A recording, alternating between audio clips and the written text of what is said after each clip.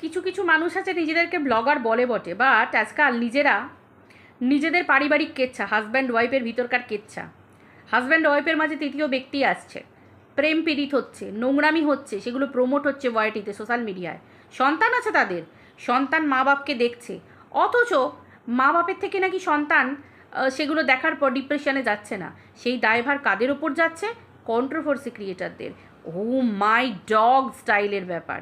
Seriously, আমার সন্তান আমার পরিবারকে দেখে, বাবা মাকে দেখে, পরিবারের মানুষজনকে দেখে অনুকরণ করবে, তারা বড় হবে সেগুলো দেখে। তো বাবা মা যে নোংরামি করবে সেগুলো দেখেই তো সন্তান শিখবে, এবং ডিপ্রেশনে গেলে সেই দায়ভারটা থাকে সম্পূর্ণ সেই বাবা মা এবং তার পরিবারের উপর। কিন্তু কন্ট্রোভার্সি ক্রিয়েটারদেরকে দায়ী করা হচ্ছে, বাইরের লোকেদের দায়ী করা হচ্ছে। ধিক্কার জানাই এই সমস্ত মানুষদেরকে, এই সমস্ত মানসিকতার মানুষদেরকে, যারা ব্লগিংয়ের নাম করে নোংরা